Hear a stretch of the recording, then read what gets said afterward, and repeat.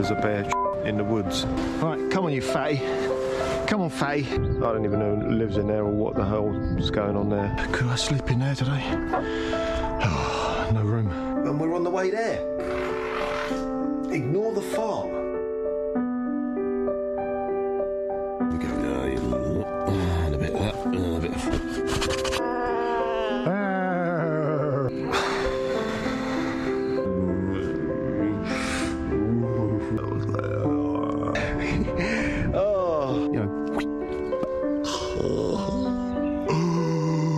Sangers, James, Sangers I've got.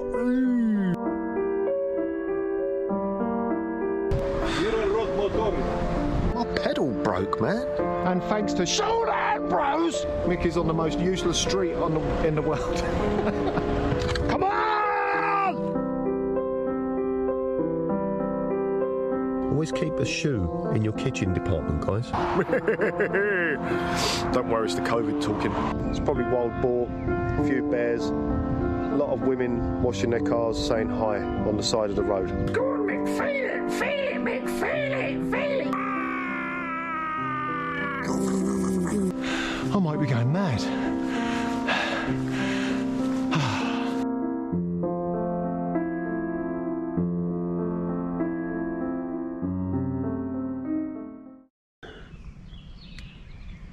Want to see me underwear?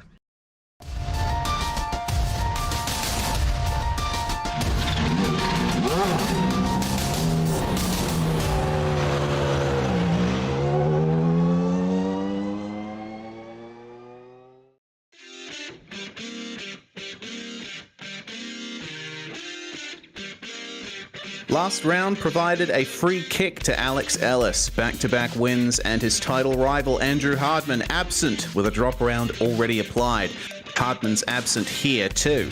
Let's see if Ellis maintains the momentum. It'll be tough for him, not to mention the rest of the field, because the corkscrew beckons. Who will conquer the hills of Monterey? We'll find out soon as we get ready to watch round 9 of the Radical Canada Cup Winter Series. And you'll see it all live here on the Global SimRacing Channel. Hi, I'm Reese Gardner. With me in the booth is Joey Atterbury. Behind the scenes is our director Ryan Bauer, and he's using cameras provided by Dougie Beard. We stay in California for round 9, going from Sonoma to Laguna Seca, another classic American road course that has been challenging drivers since the 1950s. Let's check out the track guide to see what the drivers are up against.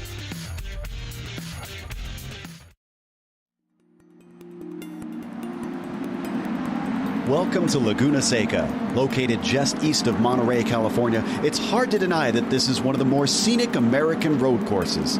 It travels up and down a hillside which not only offers spectacular views, but one of racing's most iconic corners. Clocking in at 2¼ miles in length, 11 turns split up the current configuration. I say current because up until 1988, the track's layout was shockingly simple with a mere 9 dangerously fast corners. But despite becoming a much more technical track, this difficult nature was retained in its modern form. Turn 6 in particular places an emphasis on precision and daring with its tricky dip at the apex and narrow racing line. But the most well-known spot on the track is of course the corkscrew. Blind and kinked on entry, it then whips the driver through a chicane which drops you nearly 60 feet. It's earned a reputation worldwide for forcing even the most daring competitors to second-guess themselves. But there's honestly a refreshingly wide variety in types of corners, making it a perfect track for driver coaching and training. Elevation changes, differing cambers, and every sort of apex imaginable leaves seasoned veterans and newcomers alike spending hours trying to perfect a lap. With the track becoming popular for hosting IMSA, IndyCar, and MotoGP in its recent history, it also brings out lots of vintage racers due to the Monterey historics each year. Likely to remain a fixture on the American racing scene, this legendary circuit is almost always high on drivers' best of lists. Its history and its uniqueness are sure to delight all for years to come.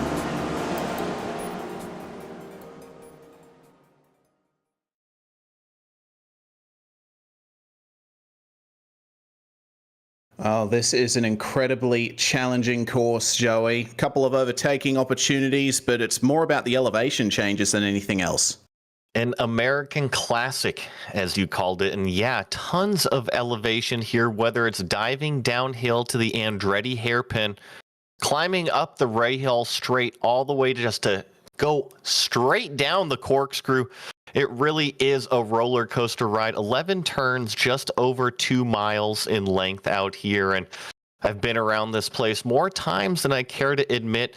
It's always challenging. The surface is extremely low grip, and in these cars, it will be a handful.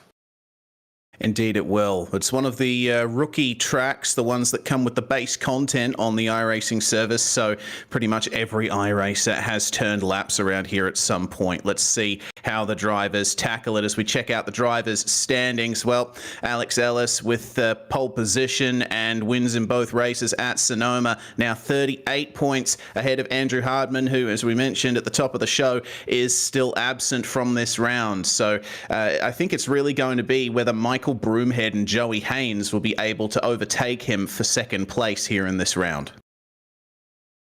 Yeah, I agree with you there, and I think for the most part it's kind of interesting with Hardman absent again here. I know that Yang is out here, I know that Broomhead is out here, Haynes is out here, so we'll just have to see how it all plays out during the driver standings. And I also know that in addition to the driver standings here in this specific championship, we've got the teams championship, and right now Britannia iSports leading the way over Atomic Racing, but you see the gaps pretty big between these top three here. Evolve Sim Sports there in third place, Ellis Engineering in fourth, and then it starts to tighten up a little bit further down between Top Gun, Auto Eclectic Motorsports, and Team Lima there. And I think there's been 1 or 2 entries that have kind of been shuffled around, so we'll just have to keep an eye on how those team points championships play out, with only Laguna and then I believe 1 more after tonight. Yeah, we're going to be racing at Watkins Glen for the final round, and the format is the same as it has been at every round so far. A 15-minute sprint after this 20-minute qualifying session the drivers are in at the moment, and then a 30-minute feature with a reverse top 10 grid. No spare car, obviously, so the drivers will have to take care out on track, especially with the big anti-cut curbs up the top of this track, and they have to be careful of the incident limits as well, considering that this track is just sand beyond the tarmac and the curbs. Before we get into qualifying, we want to point out that this is the official virtual counterpart to the real-life M-Zone Radical Cup Canada. If you're a racer looking to get into one of these thrilling machines for a test day, a race weekend, or to purchase a car and join the series, contact Rob Burgess from Radical Canada. His email is down at the bottom there, robert@radicalcanada.ca. Really awesome to see real life series coming into the sim world and offering drivers those opportunities.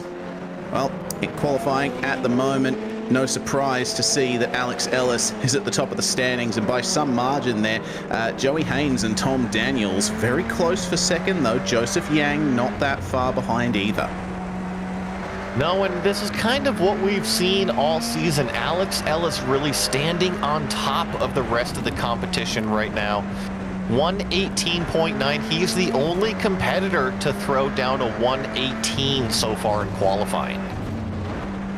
Yeah, and that's pretty substantial. That's faster than anyone went in practice.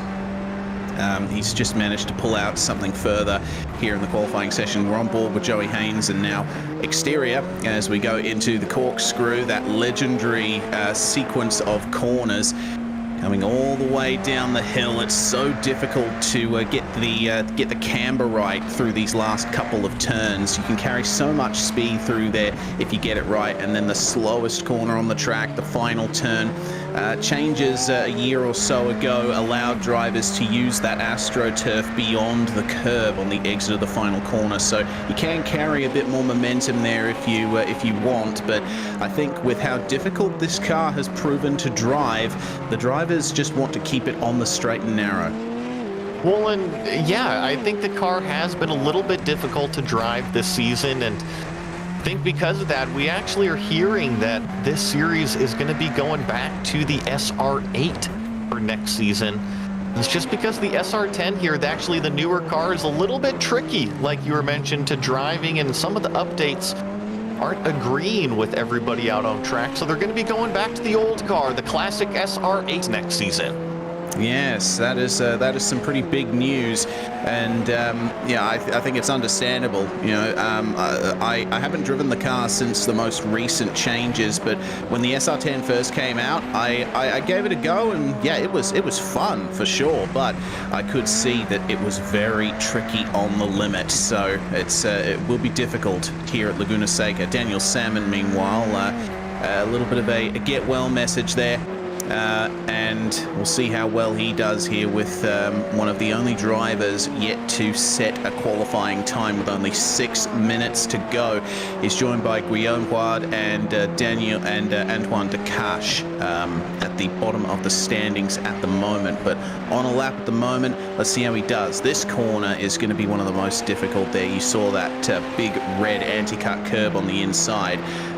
Ever since Laguna Seca was first put onto iRacing, that's been a corner that's taken out many drivers. Not only is it difficult to go through, but you cut it a bit too much and you'll just be hit off. Yeah, the tricky turn 6. You know, you turn in too early, you clip that huge giant breadbox apex curb, and you pretty much destroy the front left of your car. And let me tell you, you turn in too late, you're just in the marbles, and like you said, off into the sand. And that doesn't even include that if you maybe go a little bit too fast, come loose out of the exit of 6, it's so common to hook spin it into that driver's left wall. Absolutely. A very challenging circuit at the best of times is Laguna Seca, and as Salmon makes his way through this infield section, which was introduced in the late 1980s in an attempt to bring Formula One to Laguna Seca. In fact, unsuccessful, of course, but it adds some length to the circuit and a few more corners, and I really like what they ended up doing with that, with this corner Salmon went through just then, rejoining the original layout of the track, a nice bowl of a curve that really launches you out onto the Rahal Straight. You know, Reese, you just scored a lot of points with me. Not many people know about the original Laguna layout, and ooh, it looks like Daniel Salmon just a little bit too late into the corkscrew, locked up those back tires. But I agree with you. You know, the newer version that everybody knows as Laguna Seca, it adds a little bit of length, but that original layout would have been hauling the mail around this place. It would have been really fast. Oh yeah, but very much used to be a very fast opening sector to this track. In fact, if you look hard enough on, whoa, that's a problem for Joseph Yang in 4th. Take it easy. Across the gravel, he's managed to recover it, fortunately. If you look hard enough on satellite imagery, you can actually see that they still have the original straight between what is now the Andretti hairpin and turn 5. So yeah, just interesting little trivia facts for you there. I'm obviously known in my sphere for my interest in racetracks and their history, so Laguna Seca is one of those places that really appeals to me in that sense. Well, let me tell you, Reese, when you go to Laguna Seca for the first time and you go in the gate, you got to go all the way up the hill, and pretty much spits you out right above the Andretti hairpin, and you can kind of see the outline that you were talking about on the Google Earth imagery from that old racetrack. And yeah, it is very cool. And just to get back, we're getting sidetracked. Less than 3 minutes left here in qualifying. Alex Ellis, though, still leads the way. Looks like some people are having some problems on the brakes, though, really pushing the limit of the racetrack and these cars. Yeah, heard some whisperings before we went live that drivers are having trouble, in particular with rear lockups coming into the corners, and that's the one thing you don't want to happen at Laguna Seca with so many quick turns. No, yeah, definitely not, and especially in these cars. And I know that these cars do have downforce on them, but once you start slowing down, that downforce comes off, and when you lock the rears, it is never a good time, especially on corner entry. Yeah, it's all about having a nice stable entry. I mean, you do want a pointy car at Laguna Seca, particularly for the corkscrew here, but rear traction is just as important, especially through these fast corners coming down the hill. As we check out Joseph Yang looking to better his 1:19.77. We saw him off the track earlier, but he's on another lap now and coming to the end of it. In fact, let's see if he improves. Uses a tiny bit of the AstroTurf on the exit and shortens the run to the start-finish line. He's 2/10 off. It's very difficult for the drivers to improve here in the late stages of the session. And because we're running a heat format on this server, it's going to be a hard cut to the end of qualifying. Once the clock hits 0, that's it. No matter if you've started a lap or not, you can't finish it. You took the words right out of my mouth, and Daniel Salmon comes across the line right at that cutoff time, about minute 15, minute 16. I don't know if he's going to be able to get this current lap in that he just started. Ooh, Joey Haynes flirting with the outside of the track on turn 6.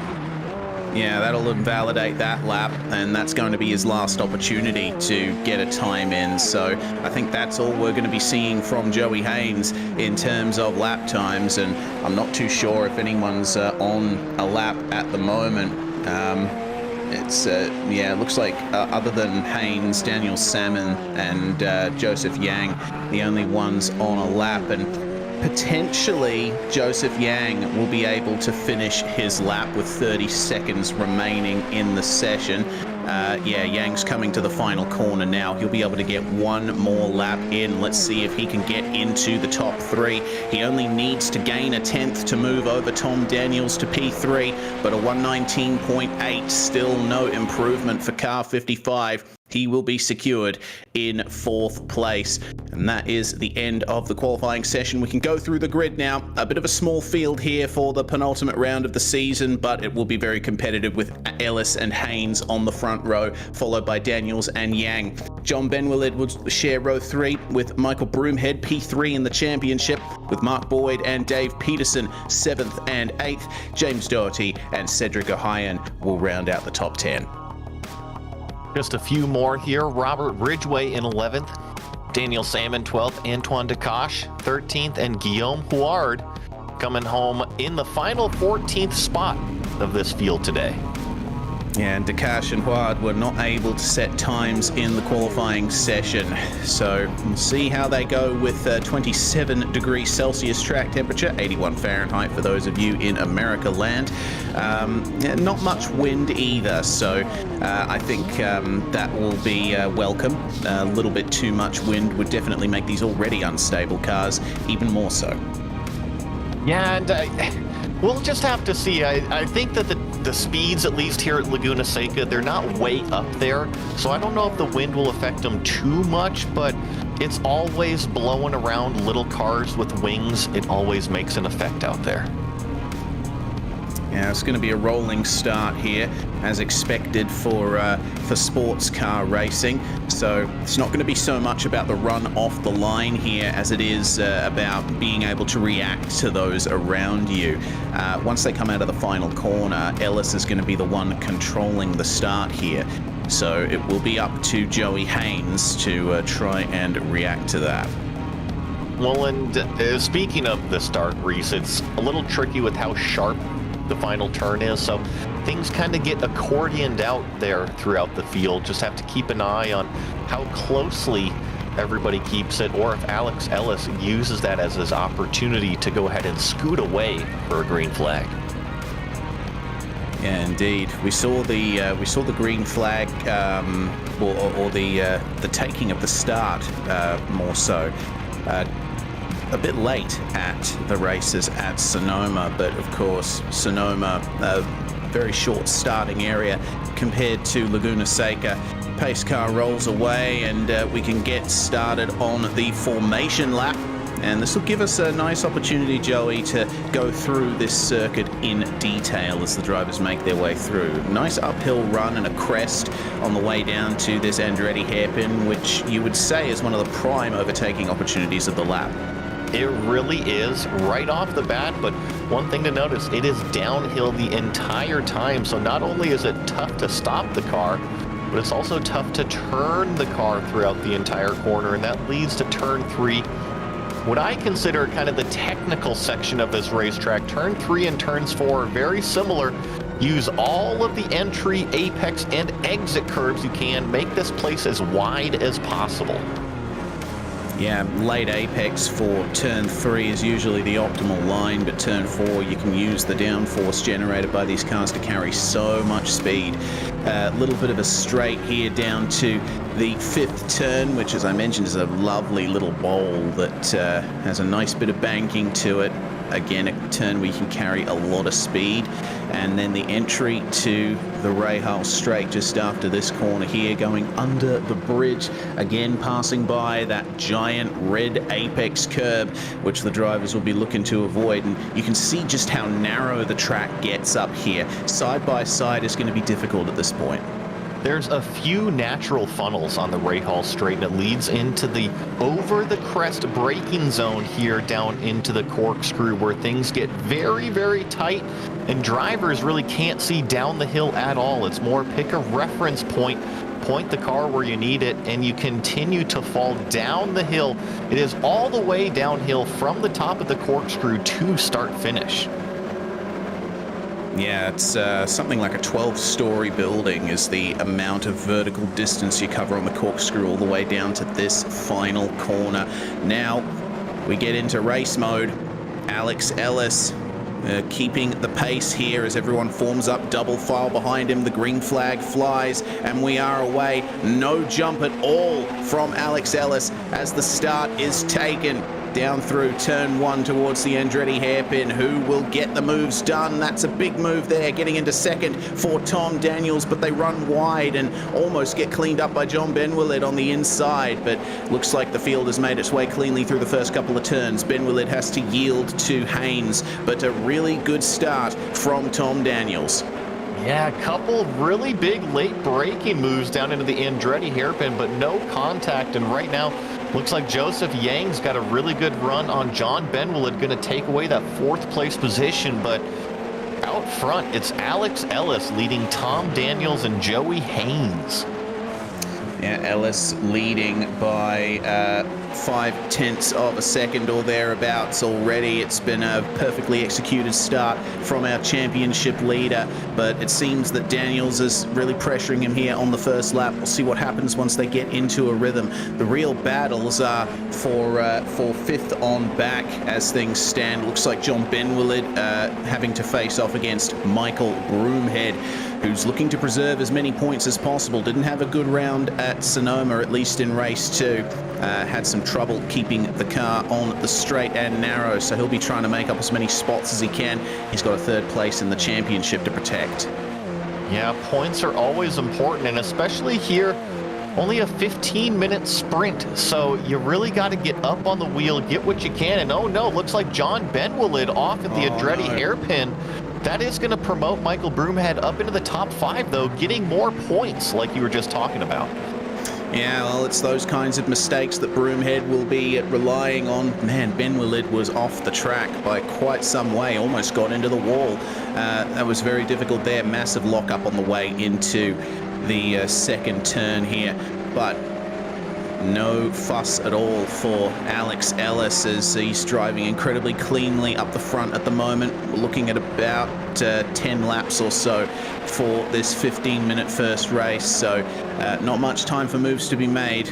By the same token, I think Ellis will be glad that he won't have to protect the lead for so long here in race 1. No, and Laguna Seca can be a tough place to pass on. We're seeing a lot of single-file racing here, even on lap 2, and sometimes it's more about going up and pressurizing that car in front of you into a mistake, because it can be really, really tough to drive up alongside, side by side here for multiple turns at this place.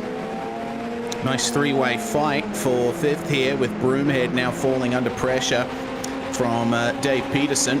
And that's a bit of a late move there for Peterson going into the Andretti hairpin. Good stuff. That was a clean move, and Michael Broomhead saw him coming, gave him a good amount of room. It's good to see that there's a lot of respect between these drivers. They're, of course, very familiar with each other, and that's what we like to see in league racing. It gives a slight opportunity for Mark Boyd to catch up to these two, and I think Broomhead's almost looking for another move.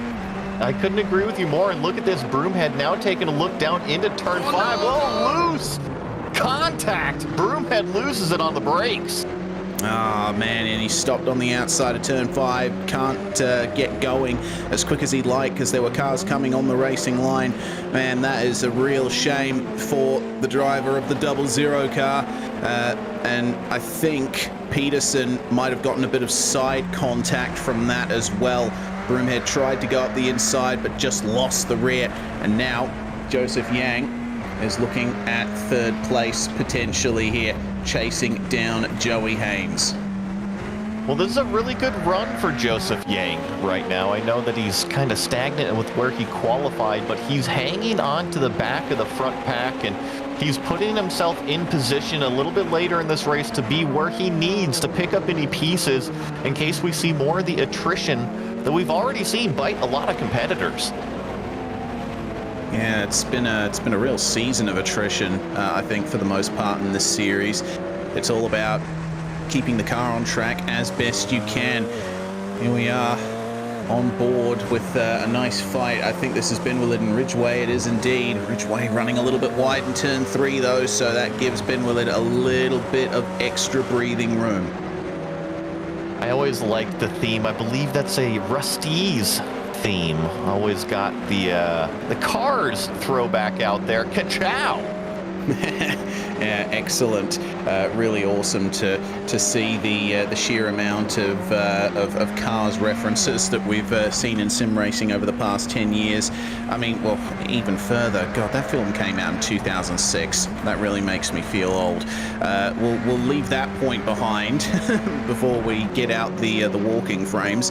Joey Haynes continuing to protect third place very nicely, but it seems that Tom Daniels and Alex Ellis are running away with this one.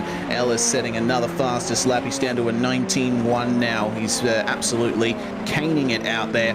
But Daniels starting to fall off the wagon a little bit. He was 5/10 slower than Ellis on the last lap.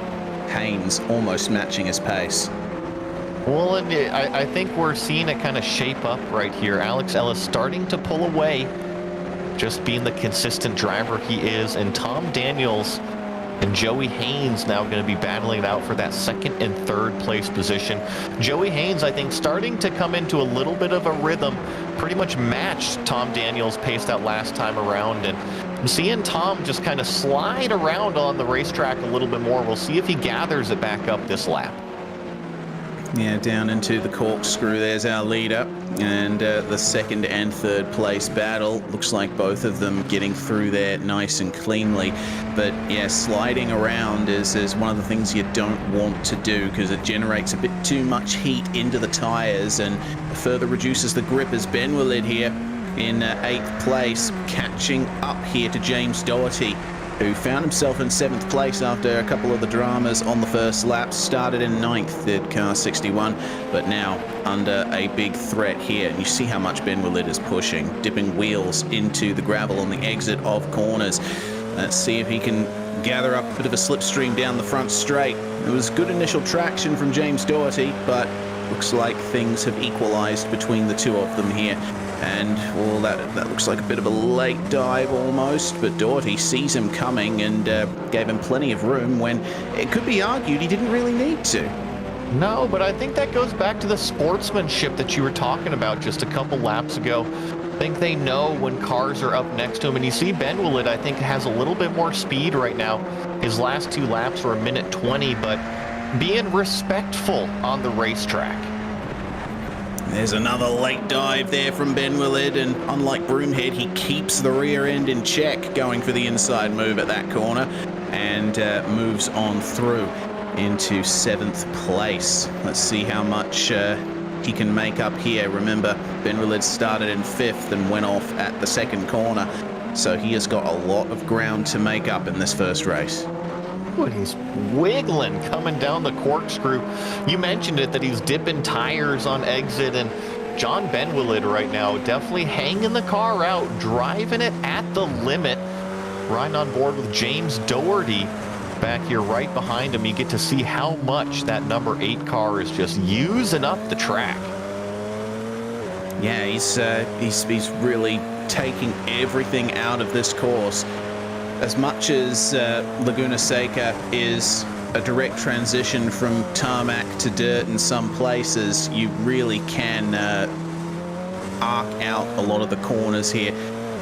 And as he do through this first sector, these two corners, 3 and 4, very different from every other turn on the racetrack. No elevation change, no camber, nothing like that. And oh dear, looks like Ben Willard's gone off there at the exit of 4, just as I was saying that, and he has to go defensive now versus James Doherty, but carries a bit more speed through the apex of the corner, and Doherty can do nothing to get past car number 8.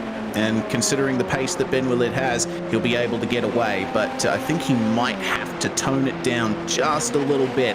Get those tires cooled back down. Make sure that he can actually get to the finish. I agree with you. However, I'm going to play devil's advocate over here a little bit and say, you know what? This is only a sprint race. We're looking at probably about 3 laps to go here any moment. Why not try a few things out? Throw a curveball out there, because if you're going to learn, you might as well learn now. Yeah, fair enough. Fair enough indeed. That's another fastest lap from Alex Ellis, down to almost a 19 flat. Oh dear.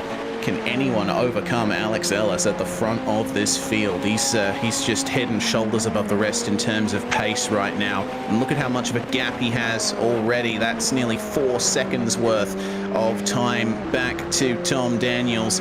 And Ellis is just hitting every apex, hitting every corner exit, and you know, you can see that he's really pushing hard, but in a smooth way. It's really nice watching him drive around right now. He's just doing an excellent job out front, controlling his race. He doesn't even have the rear view mirrors turned on, probably. Doesn't even need them. Like you said, 4 seconds out in front. Oh no, looks like Joseph Yang. He was our 4th place runner at the time. Yeah, that's a big problem. And has he done what I think he has as we go to the replay? It looks like yes, as he comes up to turn 6. Well, actually, no, he loses the rear a little on the way into the corner. Overcorrection, and then around he goes. It's a very sharp corner here, so car balance is very important. Unfortunately, it seems that it got the best of Yang that time around. And you called it at the very, very beginning, turn 6, right? It's so tricky. If you hit that apex curb, it clobbers the car. If you get out too wide, you get that hook spin driver's left, and guaranteed it's not the first or last incident we're going to see there tonight. Broomhead's looking to try and get some pace on and gain a couple of positions back. It's been a very difficult last part of the season for Broomhead, and I think he'll be one of the drivers happy that they're moving back to the Radical SR8 next season, because this car has not agreed with his driving style. Currently 10th, looking at potentially getting Joseph Yang here, but remember, these are 2 drivers that both should be competing for those top 5 positions, so they should be similar on pace. Only 2 laps to go, and barring a mistake from Yang, I don't see Broomhead getting past him before the finish. Well, and you mentioned these 2 names are regulars. Broomhead 3rd in the championship, Yang 6th in the championship, so you're right, the early mistakes have definitely bit them. But looks like Joey Haynes, I've been trying to keep an eye on this battle, Reese, and when Joey has a good lap, Tom has a bad lap, and then Tom Daniels will have a good lap and Joey Haynes will have a bad lap. It's just kind of like a seesaw back and forth between the 2. Yeah, pretty big gap between the 2 of them, about 2 seconds, but yeah, that little fluctuation in times is keeping them close together. Final lap though, and Alex Ellis has led from start to finish, and once again he's just driving that thing perfectly out of the corners. You can see even for Alex Ellis there's a bit of a wiggle in turn 6, but he keeps it together. The reaction times required to drive this car at speed definitely something that Alex Ellis has in hand here. Only a few corners to go for our championship leader and effective champion-elect, because Andrew Hardman has not been here for the last 2 rounds with a drop round already applied. The lead will be extended here for car number 5 as Alex Ellis comes across the line to win the sprint here at Laguna Seca. Perfectly executed. Really nice race from Alex Ellis. Looks like Tom Daniels will hang on to second Joey Haynes rounding out the podium. Yeah, good stuff there from Daniels and Haynes. Mark Boyd, meanwhile, started in 7th place and was able to stay out of trouble. And he is going to be rewarded with a 4th place finish. Well done to car number 12. Same for Dave Peterson as well, also gaining 3 positions to finish in the top 5. See Joseph Yang coming out of the final corner, going to finish up in that 9th place position. And Michael Broomhead coming home 10th. And going to have to remember those positions because we're about to have the biggest curveball of the night thrown at the entire field. Yeah, indeed. We'll be going into the second race after this very short warm-up, and the top 10 will be inverted. So Alex Ellis taking the win. He's going to be starting from 10th with only O'Hayan and Salmon, the other 2 cars, competing in this race. Daniels, Haynes, Boyd, and Peterson round out your top 5. Ben Willard lost 1 spot to finish in 6th, but still quite a consistent race. Doherty finishing in 7th with Ridgway, Yang, and Broomhead rounding out your top 10, and then it was O'Hayan and Salmon, your last 2 finishes. Salmon, unfortunately, a lap down. Dakash and Huard did not take to the start and didn't take part in qualifying either. Hopefully we see them on the grid for race 2. But I'll tell you what, Joey, this is going to be a tough one here for Alex Ellis. Not only will he be starting in 10th, but Broomhead, who we know is a very quick driver, will be starting from pole position for race 2. Well, Reese, I'm over here rubbing my hands together with a smile on my face because I know things are going to get dicey out here at Laguna Seca, especially going into turn 2. Andretti hairpin for the first time. You just called it. Alex Ellis. So our fastest competitor, he's going to be all the way at the back. How far is he going to send it? Up the inside, or is he going to be patient based off of how many cars we saw flying off the racetrack early on? Indeed, as we go through this grid, there's a bit of big news for Joseph Yang. He's not going to be able to take part in the feature race. He said in sim he's got to tend to a family matter. So that's going to be a potential extra position for everyone behind as Ridgway and Doherty take up the second row with Ben Willard, Peterson, Boyd, Haynes, Daniels, and Ellis in the top 10 here with the 11th and 12th cars of O'Hayan and Salmon, with Dakash and Huard, I don't believe taking to the start again in this race. But man, that's Joseph Yang not taking to the start here. How is that going to affect everyone else's race here? Well, I think it shouldn't affect him too much. I think just that outside lane will be able to move up 1 row, which I think is just kind of a consequence of iRacing, and I think that's probably the only thing that's really going to change out here. Maybe a little bit more vision going into turn 2, and trust me, the outside of the Andretti hairpin going in the first lap, never a bad place to be. Kind of leaves you an escape route if somebody dives up the inside. Yeah, and it's a double apex corner as well, with the first apex quite fast. So it's the kind of corner that you almost expect to take a late apex in. Definitely not the worst place to be, that outside line. No, it isn't. And you mentioned if you have to drive way out there and things get crowded on the inside, you can at least get the square run off of turn 2, which can help set you up for those technical turn 3, turn 4, which you're really having to maximize all of the racetrack. But I think right now I got my eyes peeled for sure. Alex Ellis on the back of the field, but you mentioned it, Michael Broomhead. I think this is his opportunity. He made 1 or 2 mistakes in that sprint race, but he's got the track position out front. He's got the skill to do this. If he can just zone everything out, clear everybody in turn 2, might have a good race on our hands. We might indeed.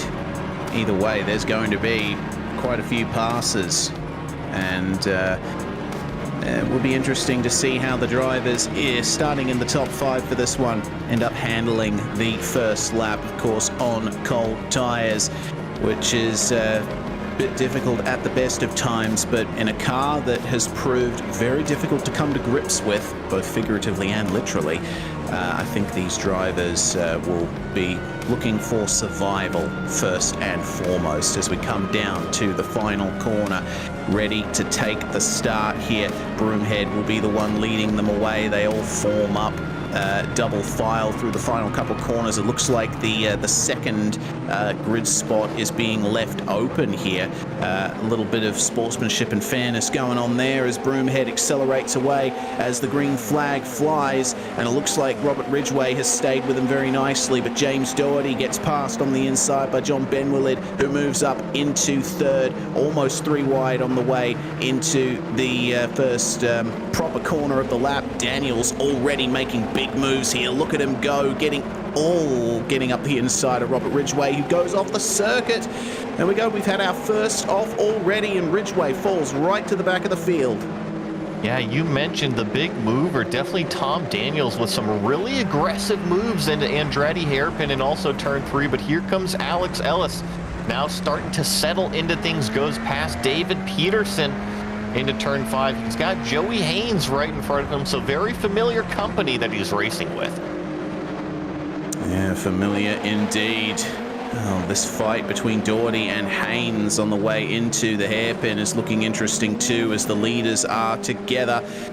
Very close field through the corkscrew, and it seems like despite his issues, Robert Ridgway not too far off the end of the field as Haynes, oh, that was big there, up the inside. Oh, getting past James Doherty and into 4th place, and once again, looks like Alex Ellis is making moves as well, getting past Doherty himself in the final corner. So that it was a magnificent first lap from both the 99 and the 5.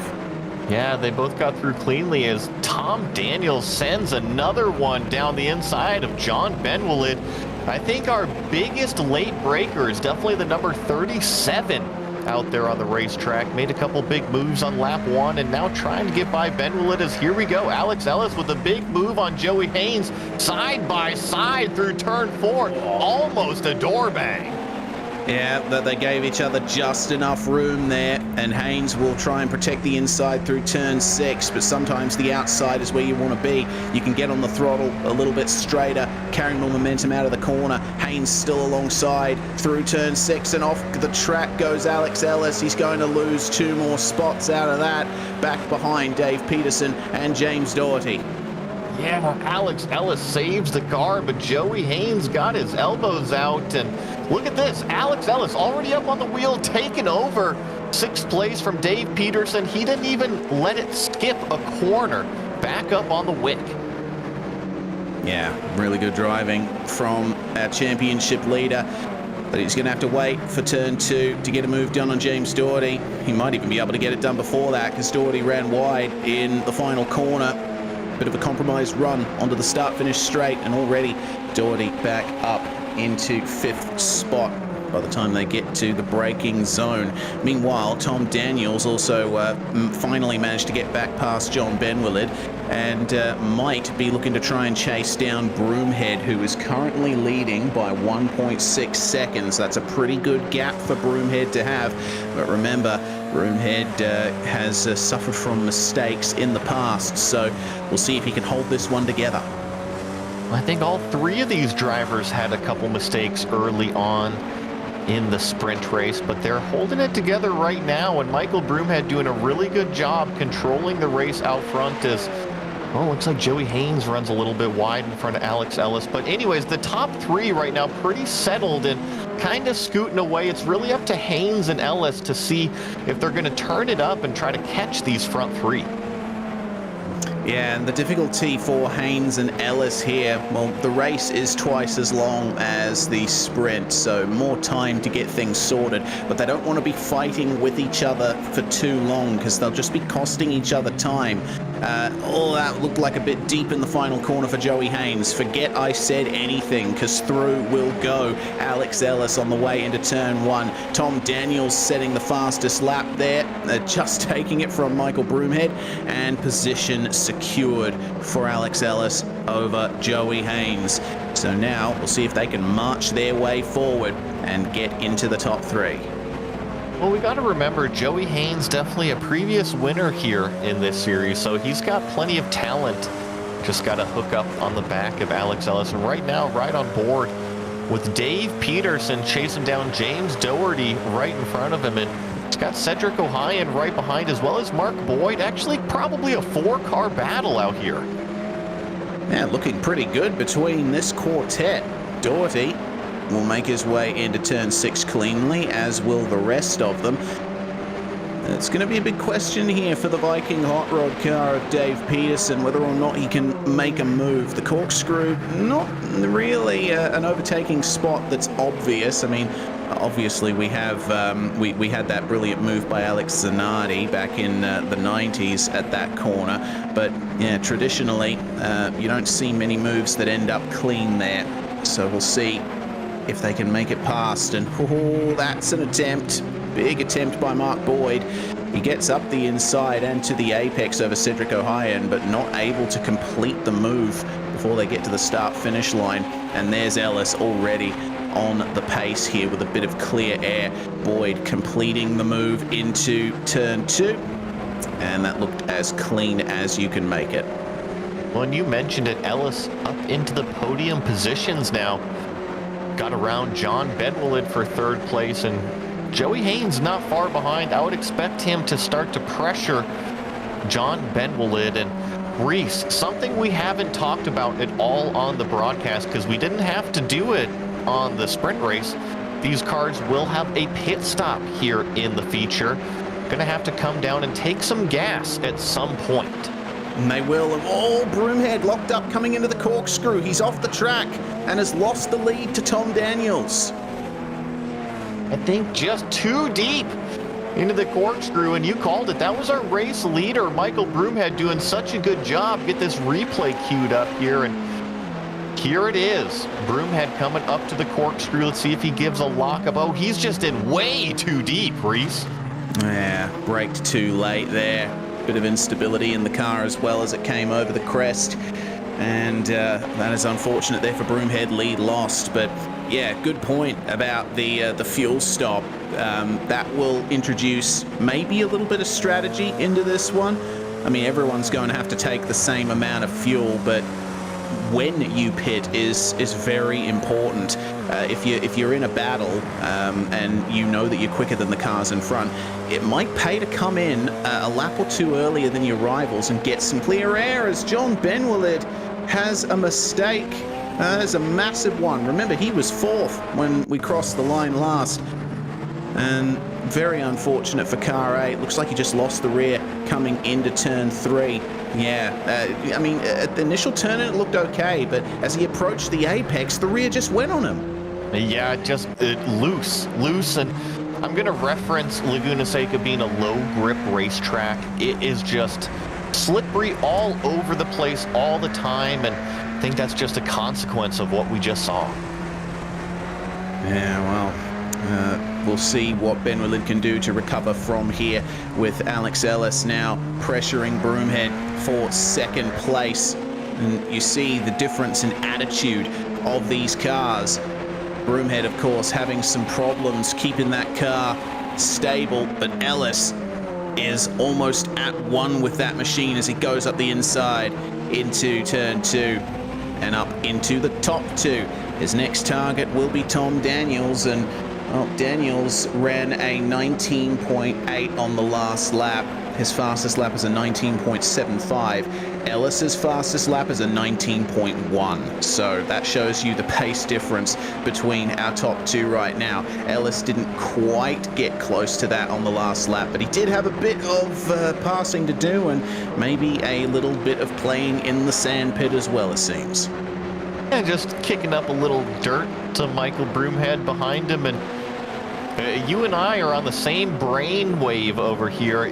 Look at Alex Ellis's lap time, 1:19.1. That's our fastest lap of the race out of anybody, and that's been through traffic. So that's over a half second faster than our leader has been able to run all race. The number 5 machine hooked up at Laguna Seca. Yeah, and that is a gap of about 0.6 or so, indeed, between Tom Daniels and Alex Ellis. That in terms of lap time, well, it looks to me like we've had our first retirement, unfortunately. Daniel Salmon pulling into the pits and calling it a night, so we only have 10 cars left in the race, with Joseph Yang not taking to the start. The challenge will be now for Ellis to try and catch up to Tom Daniels, and executing the pit stop is going to be a big part of that. It's another thing that we haven't referenced yet, actually, considering the pit stop, the pit entry here at Laguna Seca. It's on the inside of the final corner, and it's an incredibly tight turn. It's very easy to go straight into the wall. That's a great point. You got to actually overslow the car. You think pit entry and the pit lane speed limit is enough to make the turn? No, you got to slow it down even further to make the super sharp left hand onto pit road. And sometimes you can even get caught up, forget to turn on that pit lane speed limiter. So there's a lot of things going on right as you enter pit lane here. Yeah, probably one of the more difficult pit entries on iRacing, this one, which is a bit ironic considering that this track is involved in a lot of rookie series. Really teaches you in a brutal way how to enter pit lane on a racetrack. Well, Ellis down to almost a 19 flat now, and he's continuing to chug away at those fast lap times and just taking big bites at the gap between him and Tom Daniels. Daniels actually running a little better that time, 119.45, but still nowhere close to the pace that Alex Ellis is doing right now. I think Alex Ellis, as long as he stays consistent from what he's done all night, he will hunt down Tom Daniels, and then it's just a matter of time of getting by, and I think that gives another opportunity for that pit stop window. We're coming up to it because we're about 9 of 19 here, almost 50%. So once these cars reach that halfway point, I think we're going to see them start to come in. And I think if Alex Ellis feels like he's being held up behind Tom Daniels, it might be an opportunity for him to pit maybe a lap or two early, come out into some clean air, and overtake via the pit strategy. Indeed.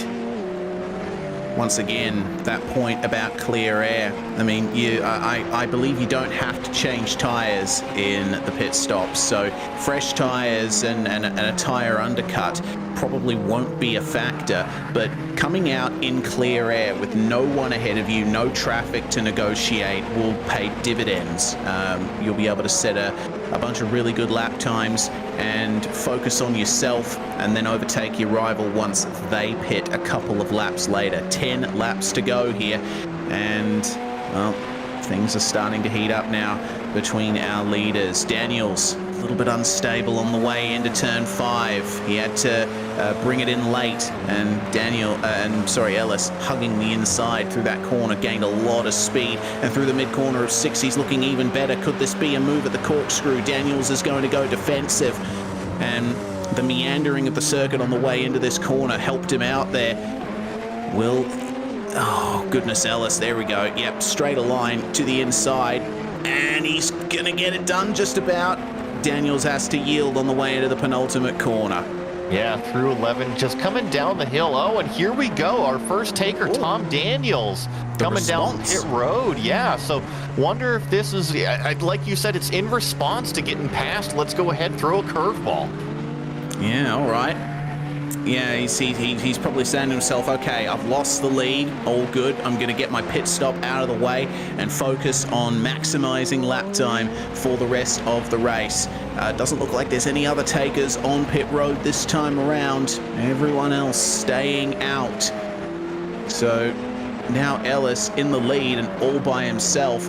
I suppose that'll almost work to his benefit as well, because he won't have to worry about being pressured from behind for a couple of laps. I think so. You don't have to look in your mirrors. You just look straight out the windshield. Well, I guess the visor in this case. And you just got to focus on clicking off the laps like you've been doing all night. He's got plenty of speed on the racetrack. And the other thing that Alex Ellis has going for him is less fuel load means a lighter car, which usually means faster lap times. Yeah, usually. But with the instability of this car that's been talked about quite a bit by the drivers, I don't know if it would help in this case. Regardless, you will still be able to get some really good pace out of it if you drive it right, as Mark Boyd will get 5th place there. That's James Doherty, who's gone very deep into the corkscrew and falls all the way back to 8th place. And I got my eye on John Benwillid here in 7th spot. The second Cars themed livery. Looks like he's going to have a run on Cedric. Decides not to do it. But remember, John has been one of our more faster entries here and finds himself buried in traffic right now. Yeah, this'll not be optimal for his general race pace right now. Trying to pass his teammate and getting pressure from behind. Well, there we go. O'Hyan lets him go into turn 2 and tries to protect from James Doherty. A little bit of rear gunner situation here for Cedric O'Hyan. Let's see, with the pace that Doherty has on the exit, whether or not he can get past here. Looks like a little bit of aero wash in turn 4, which compromised his grip there. So not quite able to make the move just yet. Could have an opportunity into the corkscrew if he nails turn 6. Yeah, see if he's close enough here. Looks like Cedric got a good run out of 6. Not going to happen this time into the corkscrew. And looking at those 2 Cars themed liveries, I would imagine they're going to go to the Rusty's tent after all of this and have a meet and greet with the owner. Yeah, I'd imagine so too. Oh, here we go. Alex Ellis coming into the pit lane from the lead. Joey Haynes will move through into P1 for now. And it looks like Dave Peterson has joined him in the pits, as well as Mark Boyd. Righto. Daniels, of course, having already taken his pit stop, currently in 10th and last right now, but we'll see what he can do. Looks like Ellis has already completed his pit stop and had a much faster pit stop time than Tom Daniels did. 10.1 seconds was Tom Daniels' stationary time. Alex Ellis was only stopped for 6.5 seconds. Yeah, well, he's got to be running. That's one of the interesting things about sim racing here is Alex Ellis is going to go past Cedric O'Hyan here soon. You're kind of your own driver, crew chief, team manager, spotter, all in one. Some of these drivers are running third-party apps to help with those fuel calculations. Some of them are just doing it by the fly out here on the racetrack, and I think that might be what we're seeing. Yeah, it looks like it, as that's an excellent run there for Alex Ellis. He'll get past O'Hyan no problem on the way up to the corkscrew, though. O'Hyan goes to the inside and says, "Hey, Alex, I'm still here. Got to be careful, mate." Yeah, it just looks to me like Daniels might have just overfueled the car there. His pit stop is almost twice as long as other drivers that have come in. There goes O'Hyan into the pit lane as well, making him the 6th driver to take a pit stop so far. Only ones left to go to the lane are Haynes, Broomhead, Benwillid, and Ridgway. And well, here comes Daniels. It gets up the inside very nicely there of Mr. Ridgway. And well, at this point, you got to wonder, will Daniels actually be able to maintain 2nd place corrected here? Because Broomhead and Haynes out on track at the moment battling for the lead. They will be costing each other a little bit of time here, but if they nail their pit stop, they could be right in the fight for the podium. Well, and looking at the lap times, Joey Haynes 119.9, Tom Daniels 120.0, so very similar lap times between the two, although very different places on the racetrack. And yeah, maybe getting held up a little bit here with some traffic, but it'll be interesting to see how it all plays out once it all comes to an end. Looks like another pass that Alex Ellis has made, this time on John Benwillid. And Benwillid goes into the lane, joins his teammate in having completed that forced fuel stop here. Let's see what kind of time we can get from Benwillid stationary in the pit lane. Still fighting for the lead are Broomhead and Haynes. It looks to me as though that's interesting. Haynes's last lap was a 1 minute 27.3. Broomhead 1:21.7. So it looks to me like Haynes must have made a mistake on the last lap that we didn't quite catch.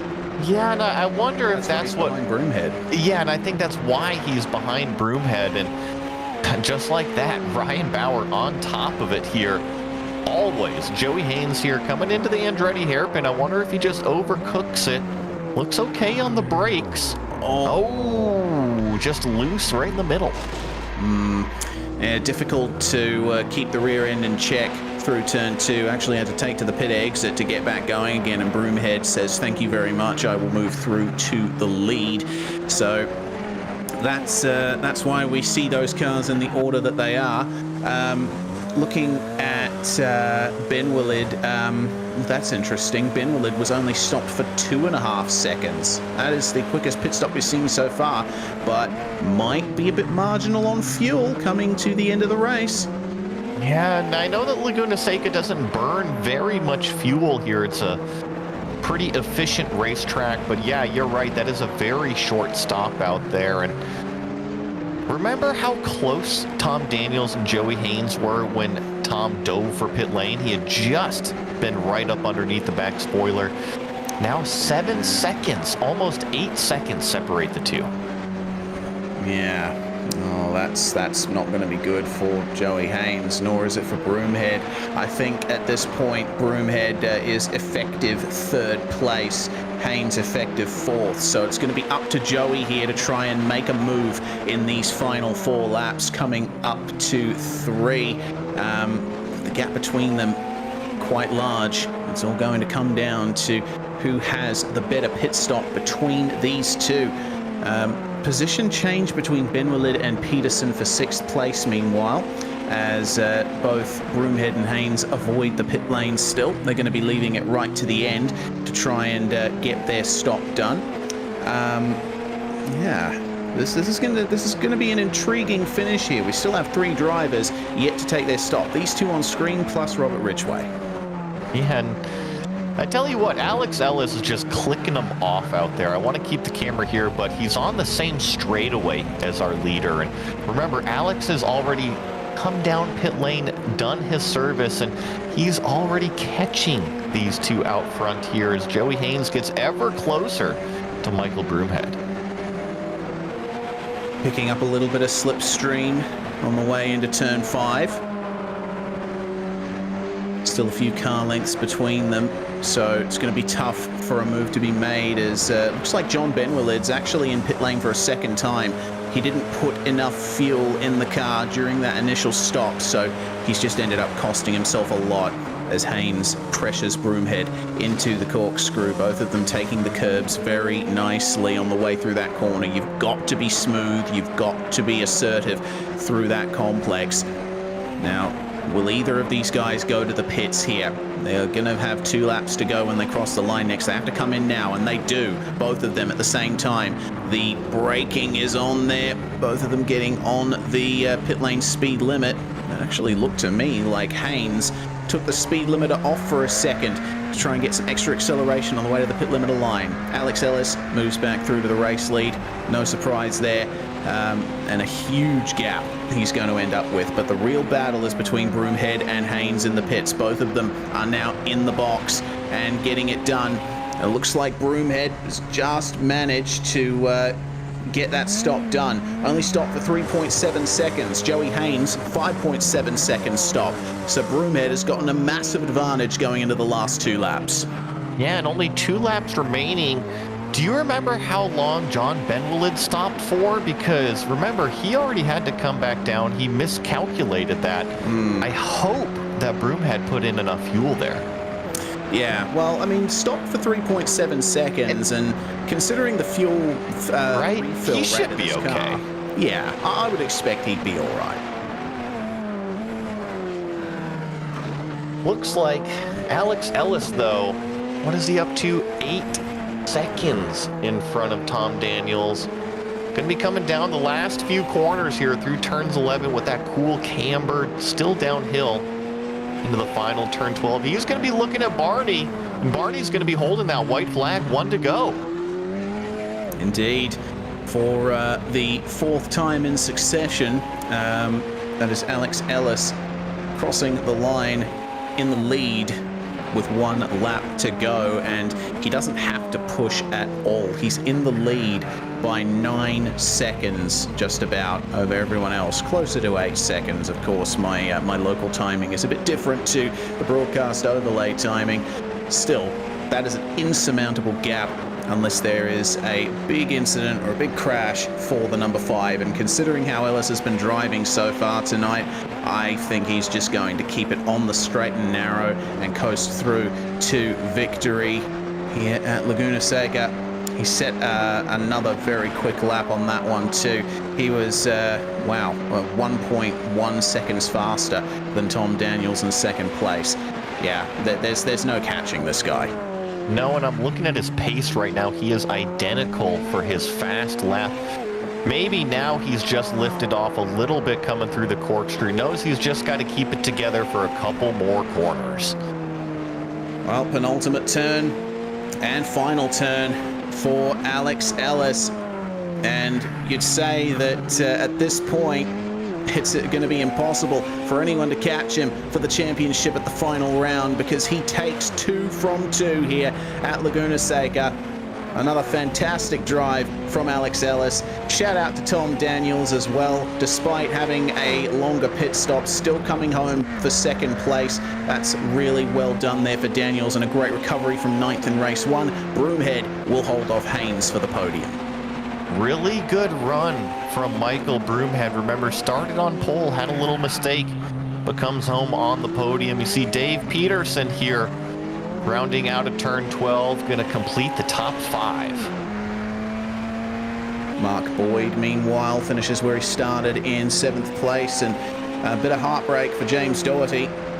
Could have been 4th, considering that's where he started, and Robert Ridgway starting in the top 3. Unfortunate off on lap 1. And he will come home for nonetheless solid 8th place finish, but it looks like he might have just run out of fuel coming up to the line. O'Hyan was almost looking at 8th place there, and Ben Willard will be the last finisher.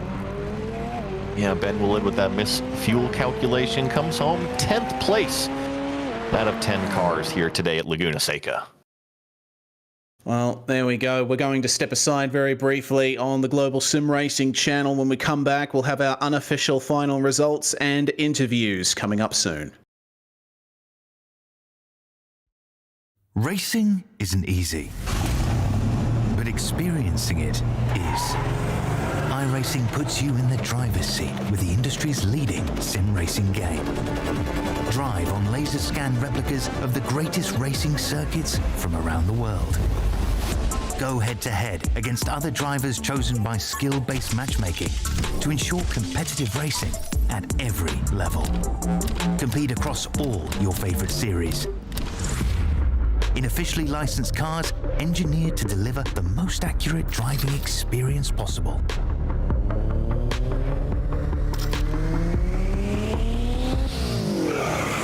Join a race or host your own with players from across the globe. Race against the computer or in a league with friends. Feel the thrill behind the wheel. Visit iRacing.com.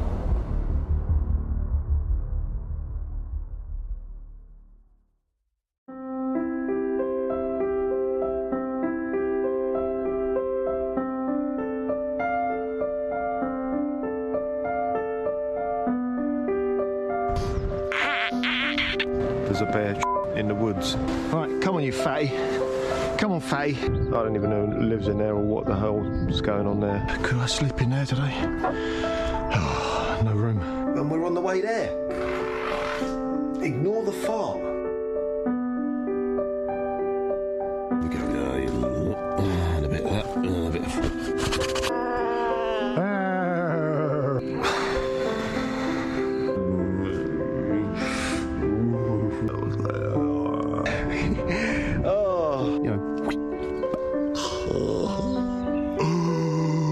Singers, James, singers I've got.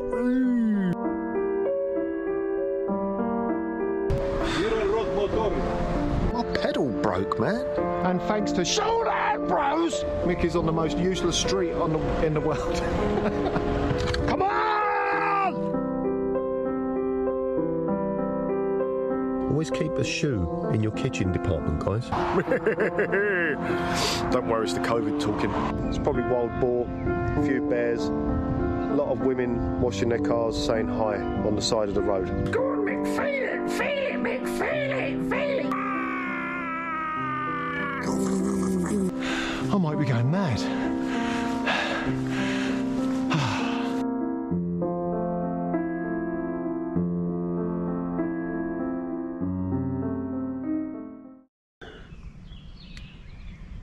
Want to see me underwear?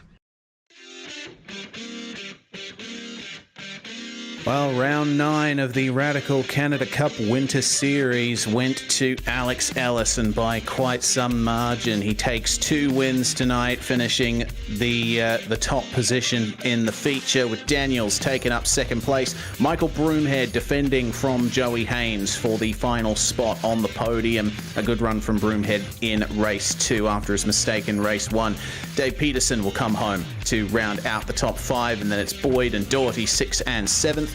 Ridgeway, unfortunately, not able to capitalise on a third place start. Cedric O'Hyan gaining 2 places to finish in 9th. John Benwillid, the last car to finish in the top 10 after starting from 5th with a fuel miscalculation. Our sole retirement from that one was Daniel Salmon. Joseph Yang, Antoine Decache and Guillaume Poide did not take to the start.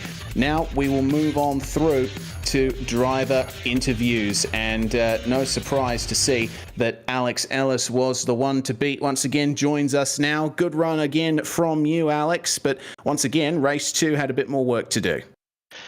Yeah, no, it was definitely a fun race. Fun figuring out the car and track. Minimal practice this week, so it was really kind of hammer time to figure it out when it mattered. But sprint race went super well, and then it was really fun going through the pack in the feature. And then with the top 2 off strategy, I was confused for a second. I thought maybe somehow they had done some massively quick pit stop and jumped ahead, but then I was happy to see them pit at the end there. Yeah, we were a bit caught out there as well. Well, in terms of the championship going into the final round, Andrew Hardman missing the second round in a row after drop rounds have been applied. So at this point, is it just a case of you trying to bring it home for the title win? Yeah, I think so. It's been a fun year, and at this point, I think survival is the key thing. So I'm just trying to basically stay alive out there and bring it home. Well, speaking of the final round, we do go to Watkins Glen, and it's a very quick track there. How do you think the racing's going to go, considering we've come from a couple of tracks that are quite slow and twisty? Yeah, I think the biggest factor that we're going to notice come into play is the draft. At the Glen, there's going to be some really good drafting, some cool overtaking, and I think a bit more kind of pack racing than what we've seen for the last couple of rounds. So I'm really looking forward to that. As are we. Well, before we let you go, Alex, anyone you'd like to thank for your double victory tonight? Yeah, of course. As always, Satellite Racing and Ellis Engineering. And then, of course, you guys for putting on a great broadcast. Thanks very much, Alex Ellis, joining us in the commentary box. Next up is Tom Daniels, and Joey's going to have a chat to him about his 2 second places tonight. Tom, newcomer to the series and a pair of seconds. Congratulations. Thanks, guys. Well, and talk us through the feature here for us, because seems like lap 1 and 2, you were really aggressive on the brakes and made up some crazy ground. Yeah, I got lucky on the start. I think P7 went into the back of P5 just before the light went green. And then I saw P1 go. I just took the opportunity and went up the middle. And yeah, just got lucky on the brakes. Now, after that, you kind of settled in there, had to pass one more car for the lead. And then ultimately it was Alex Ellis coming up behind you. We noticed once he got past you, you immediately dove for pit lane. Did you by chance overfill the car, or what happened on the pit stop there? I underfilled the car. I forgot to change setup on the start of the race, so I had to come in that lap regardless. And then My auto fueling wasn't great. It filled me 5 laps more, so that wasn't ideal, but that's how it goes, I guess. So that's what was happening out there. We were curious because there was such a big gap after that pit stop cycle. And looking forward, I know that you were a newcomer here. Are you going to be at the last round, provide the front a little bit more excitement? Yeah, potentially. Like, I only jumped into the car for the first time ever, I don't know, half an hour before the race, so it's a fun car. It's decent racing, so depending on what the last track is, yeah, I might jump in. Awesome. Well, Tom, before I let you go, anybody you want to say hi to or thank? Not for this evening, but yeah, thanks, guys, and thanks for the commentary. Awesome. Well, that was your second place finisher, Tom Daniels. Indeed it was. Now, we had 2 third place getters tonight, the first of which we're going to talk to is Mr. Michael Broomhead. Well, Michael, race 1 definitely could have gone a little bit better, but you definitely came back very nicely in race 2. So up and down night, but still another podium on the board for you. Really luck than anything, to be honest there, Reese. I don't know. I don't know. The updates on the car are very tricky. This track is naturally a very slippy one. My brakes were a mess all night, so somehow I ended up with not a bad result in the future. So I'm quite happy with that. Yeah, it seems like the state of the car right now is one that many drivers are not gelling too well with. And we recently got the news that you guys are going to be going back to the Radical SR8 next season. Can you talk us through that? Yeah, we're just, to be honest, we're looking at the SR8 because, a lot of people have driven it and, it's still a solid car. Yes, it's a super old model, but honestly, the way this car handles and the excitement or lack thereof that people have to drive it right now is definitely pulling us towards making a change. And since our wonderful sponsors at Radical are very interested in having a league, we definitely want to put on a good show and have something a little easier to drive.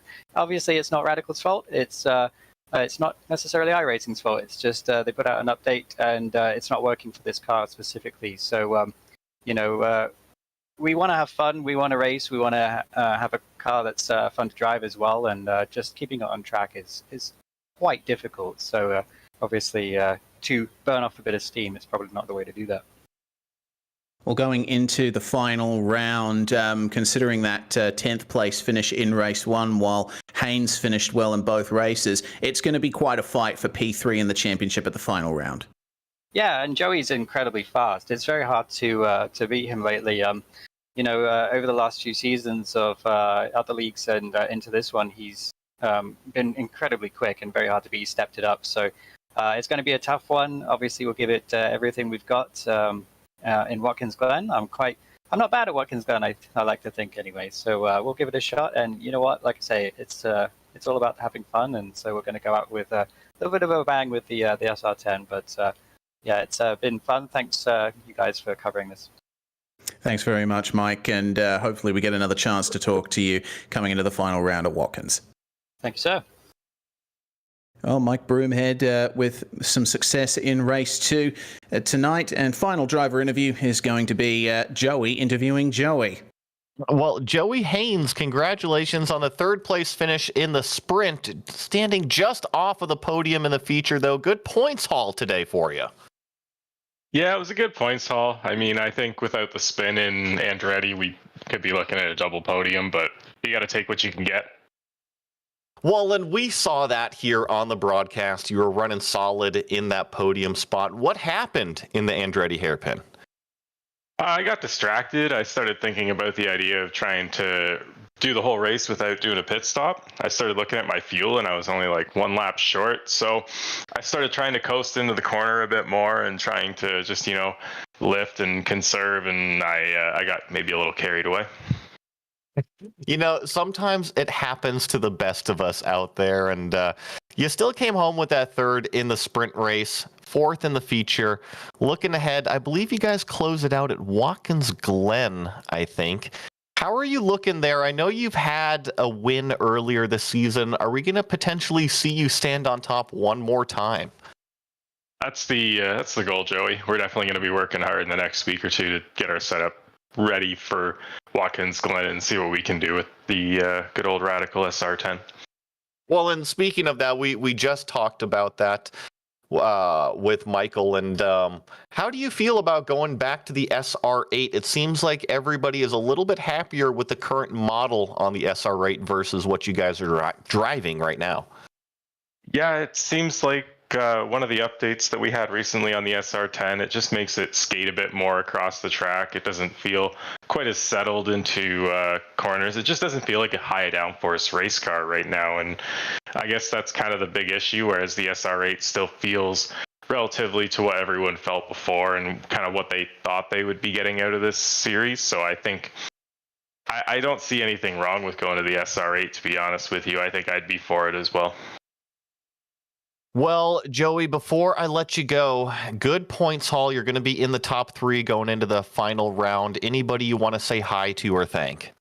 Just want to thank everyone at Evolve for doing a great job, everyone at Britannia for putting on a great league, of course you guys at GSRC for always putting on a great broadcast for us, and my wife for letting me do this all the time. Well, that was Joey Haynes, driver the number 99, coming home 4th in the feature here today at Laguna Seca. It was indeed, and that's going to wrap things up for tonight's coverage of the Radical Canada Cup Winter Series. We want to say a big thanks to the league for having us on to cover this season, as well as the team today, Ryan, Joey, and Dougie. You can find more info about GSRC at globalsimracingchannel.com or through our social media on your screen right now. Also, check out our merchandise store, gsrc.storenvy.com, down in the description. Don't forget to subscribe to our YouTube channel as well so you don't miss a moment here on GSRC. Next round, of course, at Watkins Glen. We're running the boot layout. That's going to be an absolute draft fest, and it's the championship finale. Mark that down. We also got upcoming races for other series on the screen, so mark them down on your calendar, including Grand Prix Legends, which is happening tomorrow morning, 9:30 a.m. ET. Until next time, we say race clean, race hard, and we'll see you on the track.